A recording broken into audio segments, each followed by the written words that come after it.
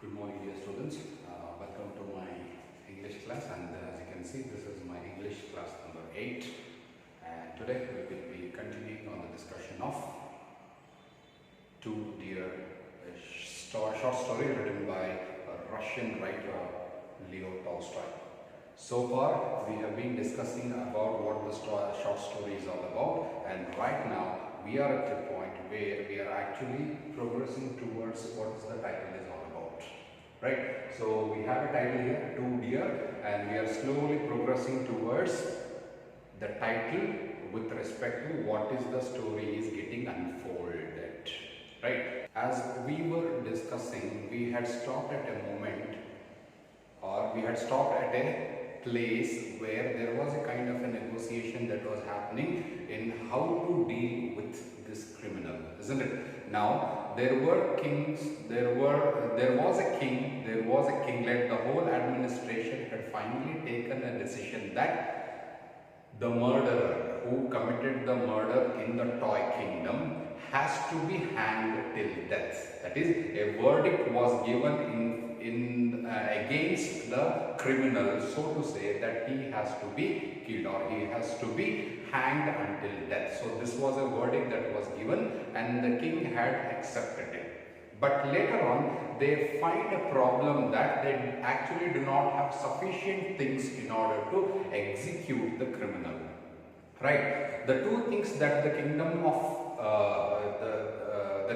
Monaco was not having was they either had a guillotine nor they had an executioner. Right? These were the two things that they wanted in order to give this death sentence to the person, like to the murderer who has committed this murder. Right?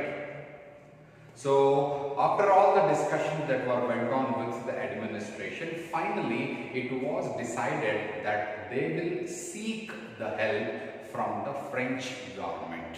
So a letter of inquiry was written where they actually received a prompt reply by the French government that it would cost them around 16,000 francs.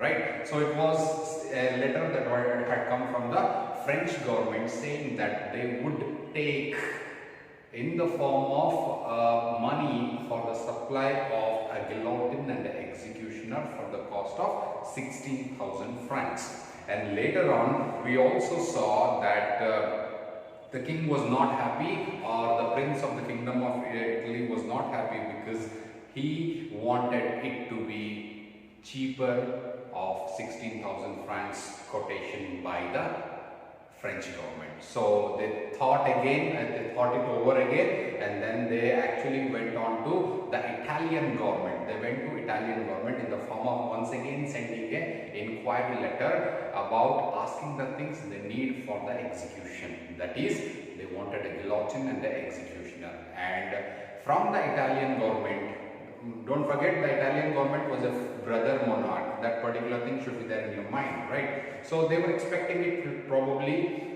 very cheaper compared to what French government had asked them for. So when a letter of inquiry was sent, even they also received a very prompt reply from the Italian government saying that they would take 12,000 francs for the supply of a guillotine and an executioner, including the travelling expenses. When this matter was brought to the notice of the king once again was very angry, or he was very angry on the murderer, because it was again, he was very much worried for the fact that again he had to burden his countrymen by paying them some 2 francs on every head. That is the reason that he was still asking them, like, don't we have something else, or don't we have something cheaper in order to deal with this criminal? So we're slowly getting towards the title of the chapter, Two Deer. Now you can understand, like, the title is a direct connotation to the murderer, isn't it? He is becoming too dear for them.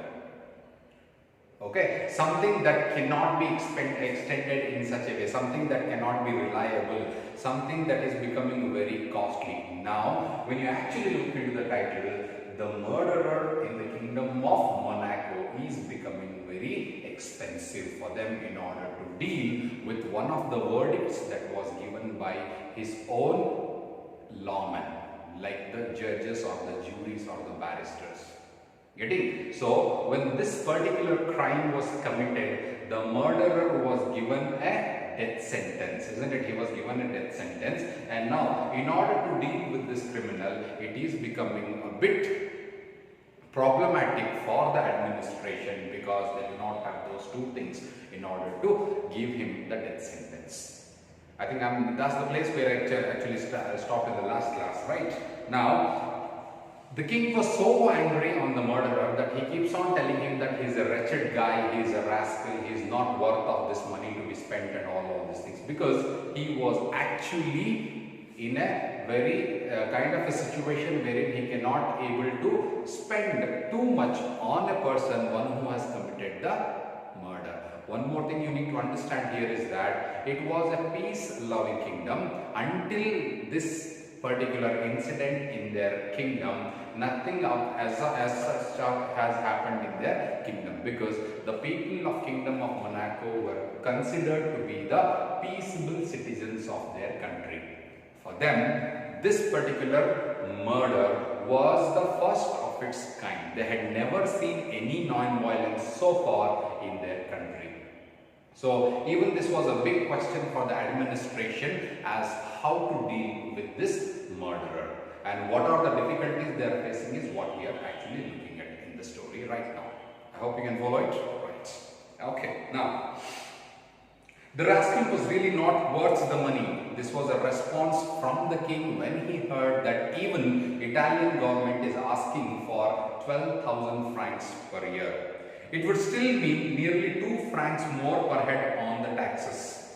So the king once again called another council meeting. They discussed and considered how it could be done with the less expense. So they want to deal with this murderer with very less expenses they can do. Then the king said a suggestion, or he was of the opinion that could not be one of the soldiers perhaps to go to do it in a rough and in a homely fashion. The general was called and asked. Okay, the king thought that won't it be done by one of our own soldiers in a very homely and in a fashionable, homely fashion, or in a very rough way, so that we can execute this murderer? So he thought of this idea and he immediately called the general of his army. The general of the army was called, and then he told him, or the king asked him, can't you find us a soldier who could cut the man's head off? In war, they don't mind killing people. So this is the opinion of the prince of the Kingdom of Monaco. In fact, that is what they are trained for. But he had a reply from the general. He wanted his own soldier to cut this head off of this man, of this murderer. So he just talks about, like, in the army that we have, that soldiers are being trained for killing other people. So why don't they do it? This was the opinion of the prince of the Kingdom of Monaco. But general took it over and he told to the soldiers to see whether one of them would not undertake the job. But the general was in a dilemma, like, he was of the opinion that nobody may accept. That was there in his mind when he heard this order from the king. They might not undertake this job, but none of the soldiers would do it. The general is of the opinion that what you say is correct, let me go and ask, but what I am thinking is that none of the soldiers would do it. No, they said, we don't know how to do it. It is not a thing that we have been taught. So when the general went to his soldiers, what is the number of the soldiers that they had in their army? Remember? So it was just only 60 men were there in their army. You know that, right? So when the general went back to his army asking about if any one soldier who would do it, okay, they got a very prompt reply from the soldiers saying that no, they would not do it, because they have not been trained to cut a head of a man for something that he has done, but they have been trained only to wage the war with their enemies. So this was the response that the general got from his soldiers or from his army.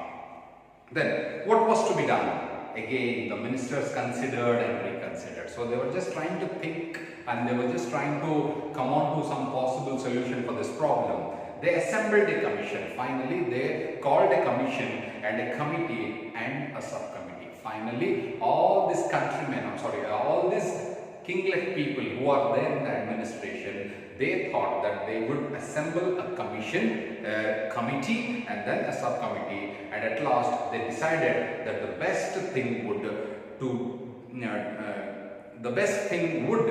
be to alter, A-L-T-E-R. The best thing that they would do is that finally they came to a conclusion saying that the death sentence, let us alter, let us change. Alter, as you know that, what do you mean by alter? Altering, changing, isn't it? So let us alter the death sentence to one of imprisonments for life. So instead of cutting this head of the man, instead of cutting off this head of this murderer, let us change the verdict from death sentence to imprisonment until he dies. Imprisonment of life. So imprisonment for life, this would be enable the prince to show his mercy. So the committee, the subcommittee, the commission were of the opinion that we cannot do anything, but let us come to a conclusion that let us alter, let us change our verdict from death sentence to imprisonment for life. And they were also of the opinion that by doing so, the king or the prince of the kingdom of Monaco would get the mercy of his own citizens, and it will also become cheaper. This is what they thought, and they were of the opinion that let us change the death sentence into imprisonment for life. Can follow it? Right.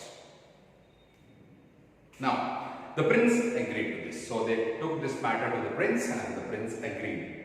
And so the matter was arranged. The only hitch was now that there was no suitable prison for a man sentenced for life. So as they started off doing that, let us put him in the prison for until he dies, the very first problem that they saw or that they faced was they did not have a proper prison where a man can be kept. Hitch is what? Obstacle. So there was only a problem that they had was there was no suitable prison for them to imprison this man until he dies for life. There was a small lockup where people were sometimes kept temporarily. In the kingdom, there was a very small lockup room where the people were kept. The people were kept temporarily. What you need to understand in this paragraph is that the kingdom or the people of the kingdom of Monaco were peace lovers. Until this, they did not have any, or they did not have any kinds of such social injustice or some criminals or some things that would actually take them to the law, right? So there was a small lockup room where men were used to be kept temporarily, not permanently but temporarily. But there was no strong prison fit for the permanent use. However, they managed to find a place that would do, and they put the young fellow there and placed guard over him. You will have to underline that sentence. And they put the young fellow. Who is the young fellow here? The young fellow is a reference to the murderer who has committed the murder in the toy kingdom. Okay, he was very young. That is what you need to understand here.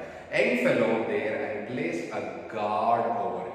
So finally they managed to find a room, and this room was meant to be the place for this murderer.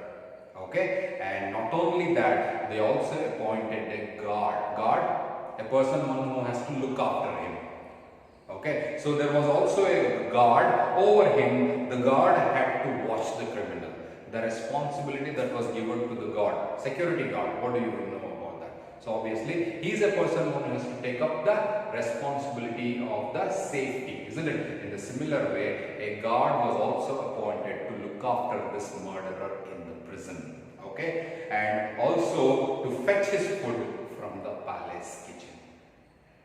What was the job of the guard? The job of the guard was to look on the criminal in his room and not only that, he had to fetch him the food from the palace kitchen. Palace where the king lives. So he had to go fetch him the food from the royal palace and give it to the murderer. So finally they decided to do on this. Clear? Okay. Now, the prisoner remained there month after month till a year had passed.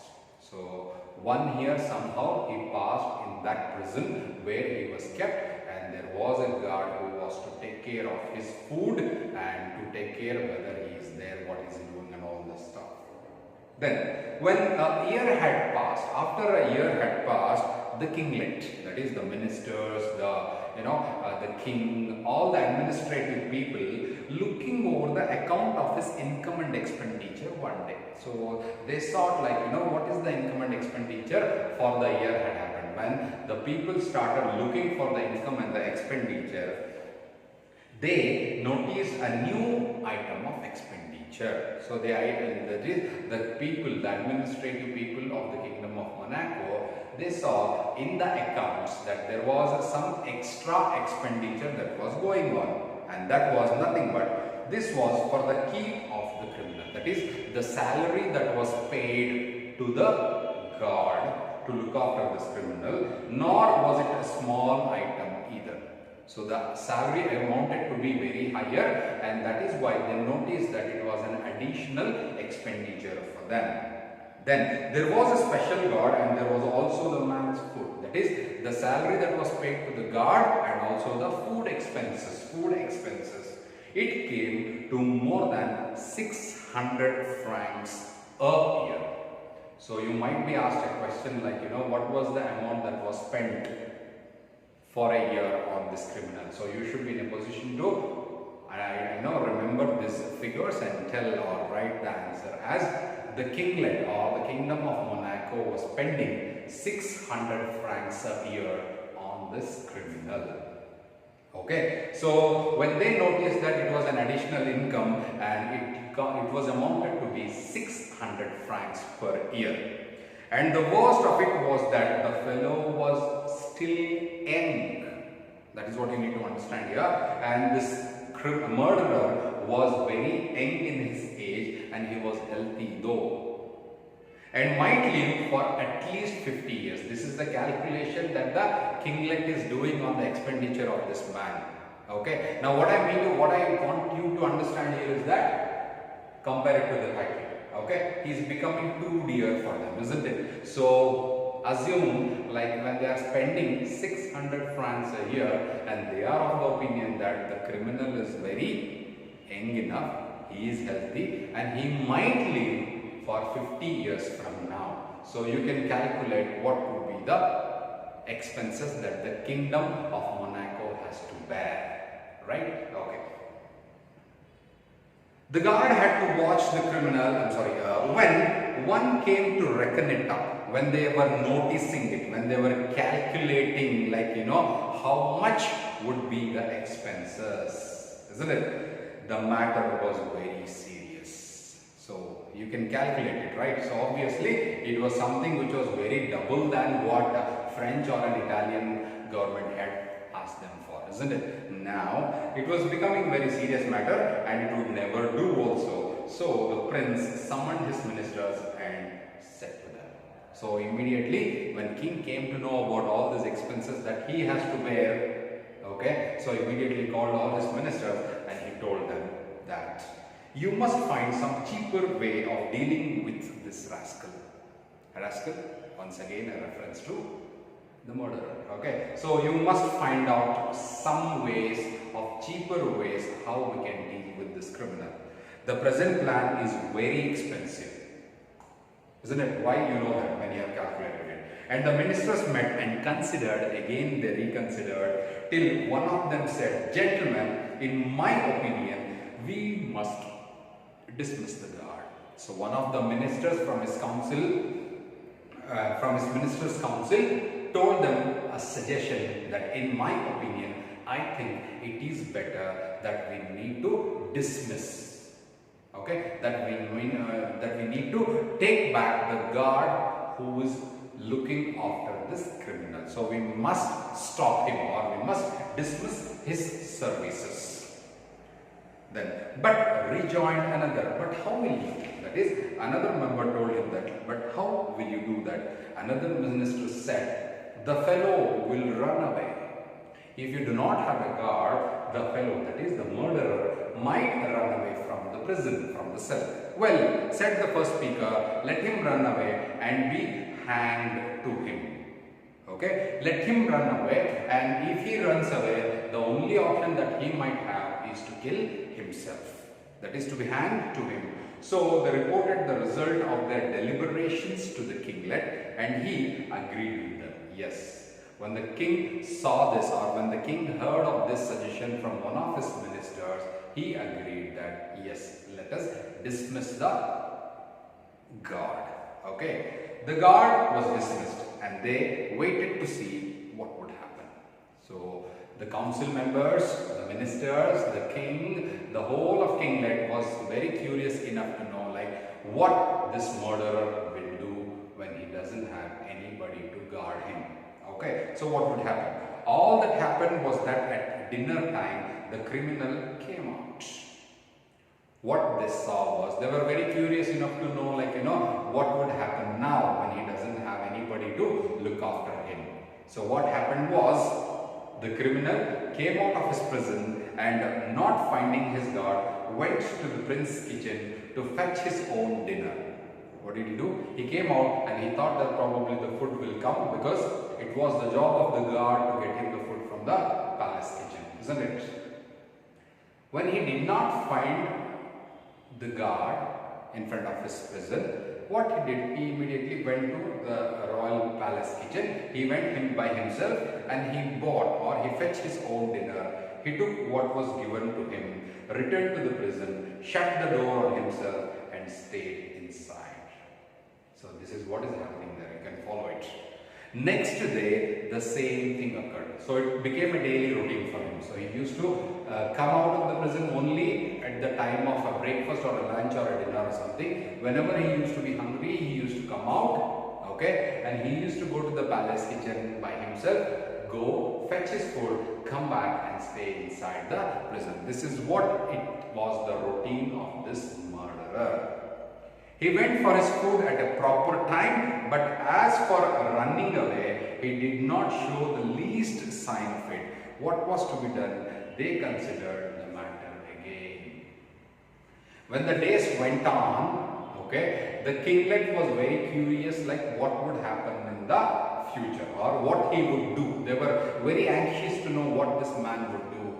But it became a daily routine for the murderer to come out of the prison, right? To come out of the prison, fetch the food at the time when he is hungry, have his food, go back and stay inside. And he did not even show a sign of, not even a single sign of running away from the prison. That is what you need to understand here. Okay, so the murderer at any cost did not show any kind of signs of running away from the prison.